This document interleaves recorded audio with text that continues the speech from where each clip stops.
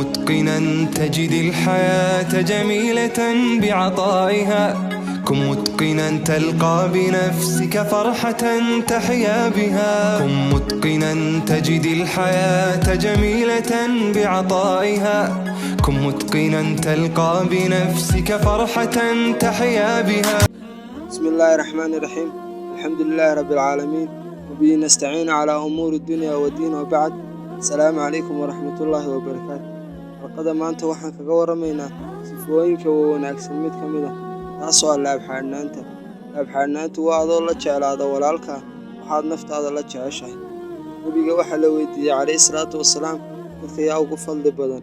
Waxa ugu jawaabay nebiga calayhi salaatu wasalaam, waxaa ugu fadli badan qofka runta badan iyo makhmuumul qalbiga. Asxaabtu waxay yidhaahdeen, waan garanay qofka runta sheegay, waa maxay makhmuumul qalbigu? Nebigu calayhi salaatu wasalaam waxa uu yidhi, waa qof laab xaadhan, alla ka cabsi leh, dembi, xaasidnimo iyo caloolxumo aan lahayn. Dadka waxaa ugu fadli badan qofka laabta xaadhan ee walaalkii aanu hayn wax xumaana ama xaasidnimo ah.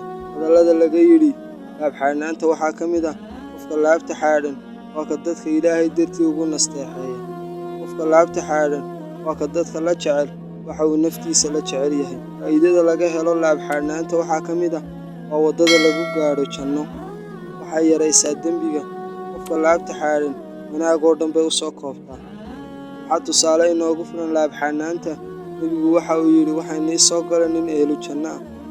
Ninkaa markii asxaabtu daba galeen, waxa uu jannada ku galay inuu laab xaadhnaa. Uu qof kastoo muslim ah habeenkii markuu seexanaya iska cafinayay. Cafi walaalkaa oo laabtaada xaadh, haw mid laab xaadhan. Shaqadeenna maanta halkaa inoo joogto.